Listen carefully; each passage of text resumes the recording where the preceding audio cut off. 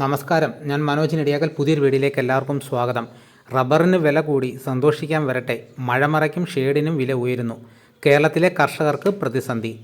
അന്താരാഷ്ട്ര വിപണിയിൽ റബ്ബർ വില കുതിച്ചുയരുമ്പോഴും അനക്കമില്ലാതെ കേരളത്തിലെ വിപണി. ബാങ്കോക്ക് വില ഏറെ നാളുകൾക്ക് ശേഷം കിലോഗ്രാമിന് 250 രൂപ കടന്നു. കഴിഞ്ഞ ദിവസങ്ങളിൽ രാജ്യാന്തര റബ്ബർ വില വലിയ തോതിൽ കുതിക്കുകയാണ്. എന്നാൽ അതിനനുസരിച്ച് കേരളത്തിലെ വില കയറുന്നില്ല. ടയർ കമ്പനികൾ ആഭ്യന്തര വിപണിയിലെ ഇടപെടൽ കുറച്ചതാണ് ഡിമാൻഡ് കുറയാൻ കാരണം.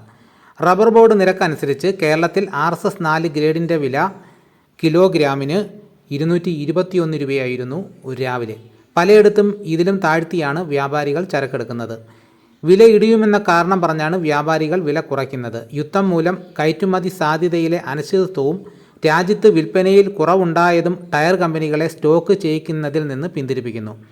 വേനൽക്കാലത്ത് കേരളത്തിൽ റബ്ബർ ഉൽപ്പാദനം സാധാരണയായി കുറവാണ്.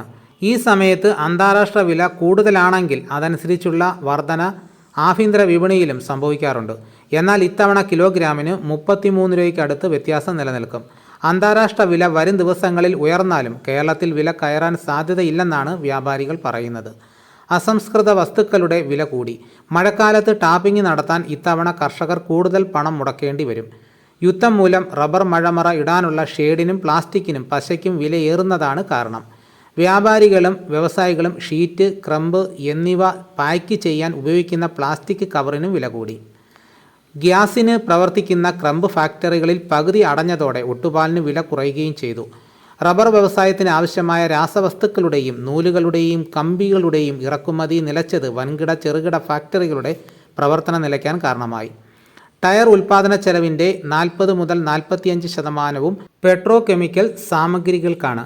ഹോർമൂസ് കടലിടുക്കും പനാമ കനാലും ഒഴിവാക്കി അമേരിക്ക, യൂറോപ്പ്, ആഫ്രിക്ക തീരങ്ങളിലൂടെ സാധനങ്ങൾ എത്തിക്കേണ്ടി വരുന്നത് ചെലവും സമയവും കൂടും.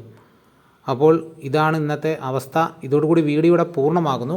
എല്ലാവരും ഒന്ന് ലൈക്ക് ചെയ്ത് സപ്പോർട്ട് ചെയ്യണം. ആദ്യമായിട്ടാണ് ഈ ചാനൽ കാണുന്നതെങ്കിൽ സബ്സ്ക്രൈബ് ചെയ്യാൻ മറക്കരുത്. നിങ്ങളുടെ അഭിപ്രായങ്ങൾ കമൻറ്റായിട്ട് രേഖപ്പെടുത്തണം. ഈ വീഡിയോ എല്ലാവർക്കും ഒന്ന് ഷെയർ ചെയ്ത് കൊടുക്കണം. മറ്റൊരു വീഡിയോയുമായിട്ട് ഉടനെ എത്താം. എല്ലാവർക്കും എൻ്റെ നന്ദി.